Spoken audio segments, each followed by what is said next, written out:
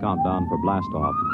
X minus 5, 4, 3, 2, X minus 1, fire.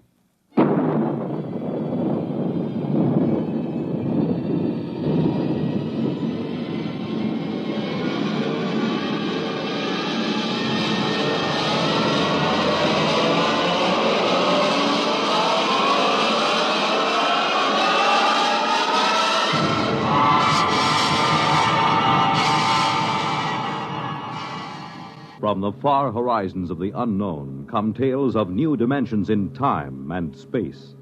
These are stories of the future, adventures in which you'll live in a million, could be years, on 1,000 maybe worlds. The National Broadcasting Company, in cooperation with Galaxy Science Fiction Magazine, presents X minus 1.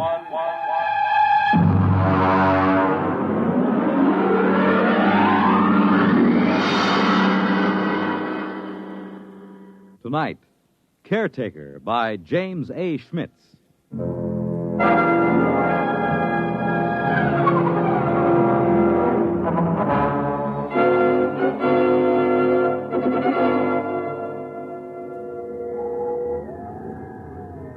Lowndes? Yes, Mr. Harris. Astrogation reports planetary orbit secure. What vector, Mr. Harris? Approximately 1,000 miles above subject planet 3785. Well, we'll have to give it a name soon, Harris. Yes, sir. Engineering secured. Damage control parties working on the hull. Very well. Has Martyr touched down in the scout ship? Yes, sir. We have him on the tight beam. Give him to me on my screen. Yes, sir. Sparkman, put Martyr on the command screen. Exploration ship Titan calling ship 375. Come in. Scout 375 reporting. What's it like down there, Martyr? It's not much different from the scan report, sir. I'm at the head of a valley. It's green and it's scarlet. It's all swampy. And there's a big river threading through it. Harris, get me a pinpoint on Martyr's location. Aye, sir. There are mountains beyond. I can see Holman's house from here. Looks like a Swiss chalet standing over the lake. Have you made contact? Yes, sir. Boyce is over there now. How is he? Well, it's hard to say. Tell him we're recording the planet officially as Holman's planet. That might please him. No, I don't think so, sir. What? Boyce suggested that during our first visit with Holman today, he wants us to record it instead as, I'll spell it. Cresgyth. Cresgyth. What's that, local? Well, that's his phonetic interpretation of the name the people here use. Fair enough, if that's how he wants it. Anything to add on your present report? No, sir. I'll call you back after we've met his woman. His wife? Yes, sir. I'm glad it was you and Boyce who found Holman. You're reliable men, you in particular. Martyr, I don't need to emphasize that Holman's discovery of what appears to be the first genuine human race ever encountered outside of Earth is of primary importance. Yes, sir. Boyce might be inclined to hurry through the diplomatic overtures. You'll be careful about that part of it, Martyr. Yes, very careful, sir.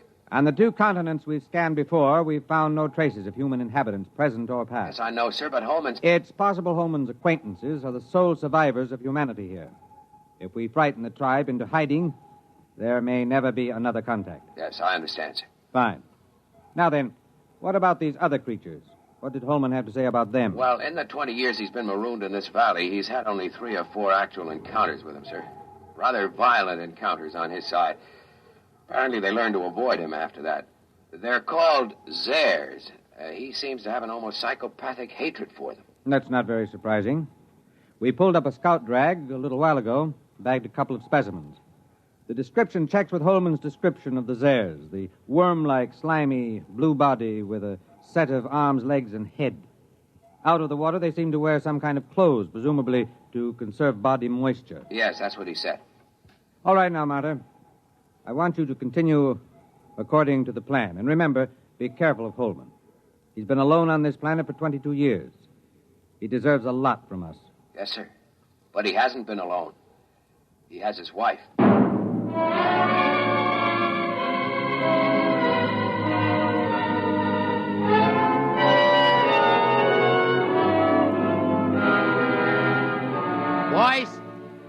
Boyce, where are you? Down here. I'm with Holman. Check in with the exploration ship? Yes, it's all right. Holman, they say they'll name the planet the way you want it. That's good. Celia will like that.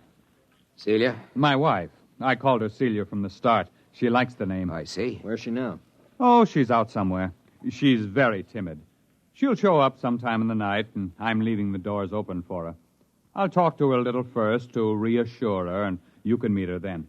Meanwhile, would you like to see her picture? Why, have you got photographs? No, I painted it. I used to do a little bit before I went into service. It's over here. I've done about 50 or so paintings over the years. I paint a lot of them over, you know. Here, in here. Grind my own pigments and cut brushes from the swamp grass. I'd give my arm for a good camel's hair brush. Here she is. Beautiful. Real good looking.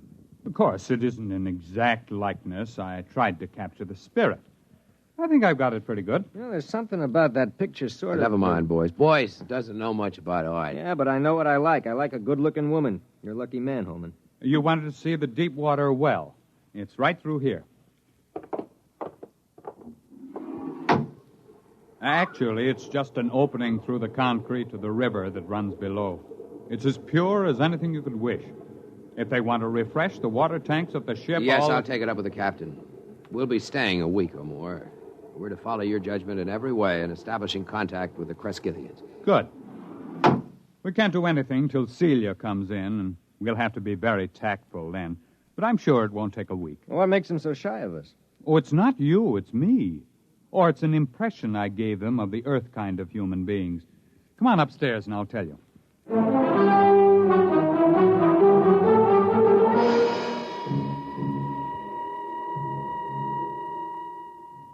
Cigar?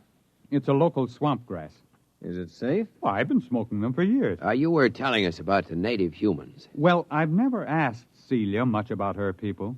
There's some kind of very strong taboo that keeps her from talking about them. How'd you meet her? Well, our ship crashed into the valley originally.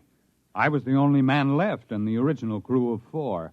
Manning went insane 2 days before we made a planetfall and killed Nichols and Dawson. And so I killed Manning before he could wreck the ship completely. Have you got a light, Marta? Thanks, I'm all right. You see, it was unavoidable, but they never understood it, those people of Celia's. Well, how did they find out? I was unconscious for about a month and completely blind for 6 months afterward. Blind? Well, they got me out of the wreck and nursed me back to life. But as soon as I was out of danger, only Celia would stay with me. She and I were alone for weeks before I regained my sight. How did they know I killed the others? Well, they're sensitive in a number of ways, and there were those bodies in the ship. They withdrew from me as soon as I no longer needed their help. Then in all this time you were never able to gain their confidence? It's not a question of confidence. It's a question of, well, I'm trying to tell you. I didn't mind being alone with Celia. You'll understand that when you see her. The others stayed in a small lake village they had a couple of miles up the valley across the swamps. Celia went up there every few days, but she never brought anyone back with her. I suspected it was simply because I was an alien. I thought they'd get over that in time. Celia seemed happy enough, so it wasn't a very acute problem. Well, could you observe them? Well, one day, when she'd slipped away again, I remembered a pair of field glasses I'd taken off the ship, and I got them and trained them on the village. That was a very curious experience. I never found a complete explanation for it. Well, what happened? Well, just for one instant, I had everything in the clearest possible focus. There were children playing on the platforms above the water, a few adults standing in the doorways of a house, and suddenly everything went blurred. Well, something go wrong with the glasses? No. They didn't want me to look at them. They just blurred my vision. What do you mean? What, you mean telepathically? Well, I don't know. The glasses had a 4-mile range, and they were functioning perfectly. But the instant I turned them on the village, the field blurred. Well, I never felt so snubbed before. Yeah, I guess that's quite a hint. Well, I admit it annoyed me. The next day, I announced to Celia that I was going over to the village. Well, she made no objection, but she followed me in the distance, probably to make sure I didn't drown on the way. It's wet going around here. At last, I came over a rise and found myself 100 yards from the village on the land side, and then I realized they'd left it. I walked around it a while and found cooking fires still glowing, but nobody had waited to receive me. So I went home and sold it, and very sulky. I wouldn't even talk to Celia until the next morning. Well, did you see anybody there? Nobody. Well, I settled down and built a house for the two of us, and that took up all my time for several months. I couldn't ignore them. There was something so curiously happy and peaceful about them, even though they gave me the cold shoulder. From the one look I had of them, it showed me that they were the most beautiful people I'd ever seen. Well, you've seen the picture. It doesn't do her justice. Boy, she must be something. One day, when Celia was gone, I made another trip to the village, and the same thing happened. Well, did you make any attempt to explore further? Oh, yes, I got the little lifeboat flyer repaired enough to get it off the ground and set it down again. I had enough fuel for one 24-hour trip. I flew down the valley for almost 50 miles before I came across the first colony of the other ones, the Zares. Is that what the people here call them? No, Zare, that's the word for snake. I named them that. Did they live in caves? No, that's what fooled me. It was a village of houses just like the one here. I sat down on the lake and I saw them. They just stood there, very quietly watching me through the doors and windows. What made it worse somehow was that they wore clothes, but the clothes didn't cover enough. Those weaving, soft, blue, slimy bodies and those staring eyes. I backed down the ladder with my gun ready in case they rushed me, but they never moved. Did you find any more of them? There were about 8 more colonies of Zares further down the valley, but there was no trace of another tribe of humans. At the time, I didn't know just what to make of it. There was a possibility that my village represented an advanced troop of human beings into the land of snakes. But it turned out to be the other way around. It seemed to be the snakes that were pushing out the humans. So I swore to myself that as long as I lived, at least, human beings were going to hold this section of the valley undisturbed in its safety. When I came back, I said to Celia, I must speak to your people. Go tell them I'll come again tomorrow, and they mustn't run away. Well, she looked at me, and then she went in the direction of the village. Did they wait for you? Well, she came back late at night, crept into my arms, and told me they promised to wait for me. Oh, I set out the next morning full of great plans. After all, the Zare snakes lived in widely scattered settlements. The villagers and I could wipe out those settlements one by one until we'd cleared the land. But then I didn't realize how different Celia's people were from us. How? What happened? Well, I came over that rise, and there the village was. This time I knew they'd stayed home. And then, not 20 feet off my path, I saw 2 of the Zares standing in the bushes, one watching me and the other looking at the village. They were the first ones I'd seen that close, and they were horrible. They had a rapacious, greedy look. They seemed oily and unclean. Each had a kind of tricky crossbow over his shoulder, and they couldn't be seen from the village. Would you like something to drink? There's some kind of fermented homebrew I made. No. What happened? Well, I shot them both down before they got over the surprise. It was a natural thing to do, wasn't it? Sure, I guess so. But apparently, from the point of view of the villagers, it wasn't. The village was empty again. When I got back home, I was actually sick with disappointment. And then I discovered Celia was gone. She stayed away 3 days. And when she came back, I never went back to the village. But I don't see why. Neither did I until it was too late. They won't kill their enemies. They're too polite for that. So their enemies are gradually squeezing them out of existence. Captain, what do you expect us to do in this situation? Kill the Zares, as many as we can find. If the human beings of this world won't defend themselves, we'll have to defend them. I can't be on guard here forever. It's up to you and the other men on the ship to do the job right. You will, won't you? You'll make a report to Commander Lowndes? We'll make our report. Oh, that's fine. Well, gentlemen, I suppose it's late now. I suppose you'll want to turn in. When will your wife get back? Well, she'll be back later. Don't worry about her.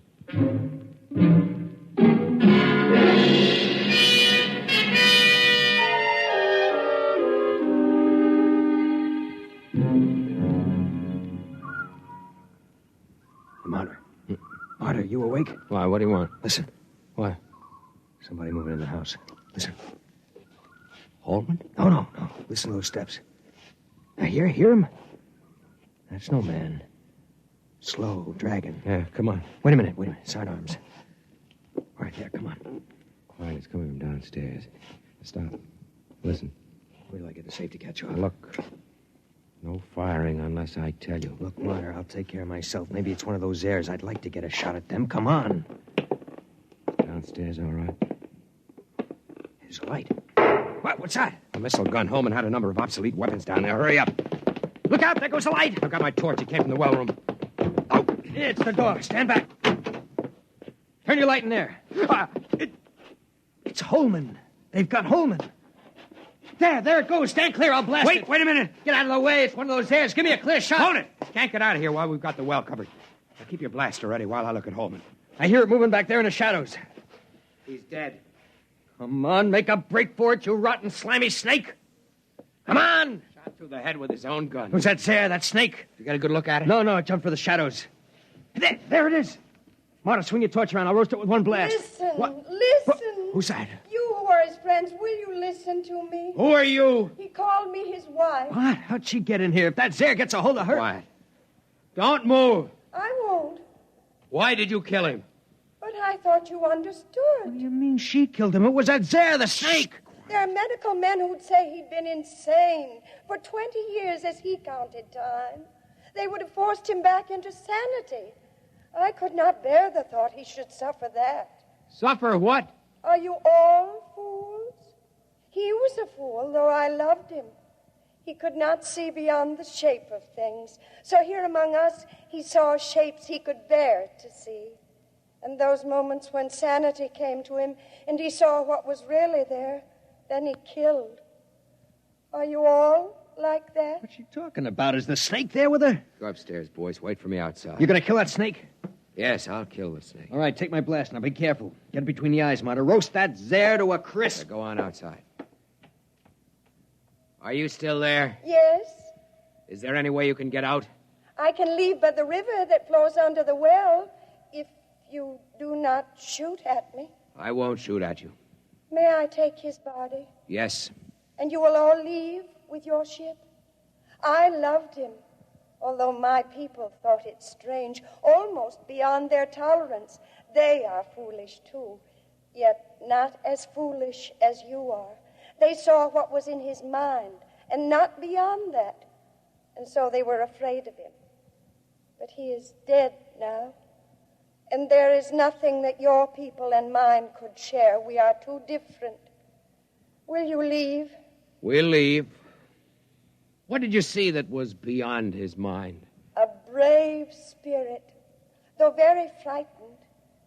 He ventured far, far, far into the dark, of which he was afraid. I loved him for that. I am coming now. I think you had better look away.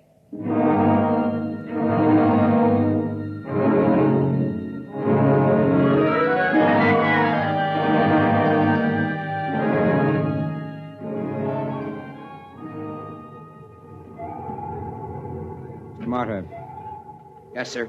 I've just been down to sick bay. Boyce is all right. He's in shock. Well, I gave him a shot of sedative on my way up here. Oh, the medics say he'll be all right. They're giving him a reconstructive psychotherapy fix. He won't remember much of it. If you had looked squarely at that thing, we might have had to give you the same treatment. Our pickled specimens of the Zare are pretty hideous. I suppose it's all the way you look at it. Yes, I suppose so. Holman had his own way of looking at it. Selective hysterical blindness maintained for 22 years, with his own type of artistic hallucinations thrown in. I can't help wishing it hadn't happened to Holman. He didn't maintain it throughout. When he was hallucinating, he saw them as beautiful. He saw her as beautiful. But when he saw them clearly, the way they really were, he killed them. Who wouldn't? I almost feel like getting out of space and staying out for good. Well, it's time to file a report and wrap up. What are you reporting? That Holman died here quite peacefully about a year before we found him, leaving a diary of inspiring courage and devotion to space exploration behind him. We'll have time enough to work up the diary. That should keep everybody happy. All secure, sir. Shall I close down the ports? Just a minute. Marta, look down there. The whole galaxy. Do you think there actually are people out there somewhere? I hope so. Do you think we'll ever find them? I don't know. They've never found us.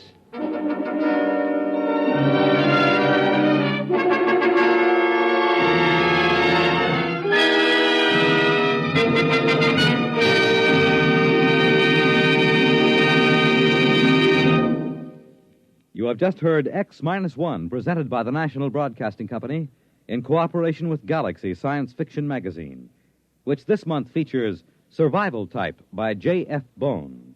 Score 1 or 1 million was not enough for the human race. It had to be all or nothing, with one man doing all the scoring. Galaxy Magazine, on your newsstand today. Tonight, X-1 has brought you Caretaker, a story from the pages of Galaxy written by James A. Schmitz and adapted for radio by Ernest Kenoy. Featured in the cast were Ted Osborne, Bill Lipton, Mason Adams, Raymond Edward Johnson, and Betty Kane. This is Fred Collins. X-1 was directed by Daniel Sutter and is an NBC Radio Network production.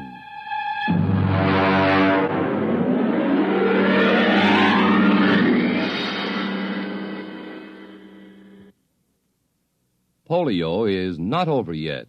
A total of $46,900,000 is needed to continue the fight against this crippling disease. Thousands of polio victims are depending on you. Help finish the polio fight. Join the 1957 March of Dimes. The World on a New Hotline. Listen for news on the hour and the exciting hotline service all day, every day on most of these stations.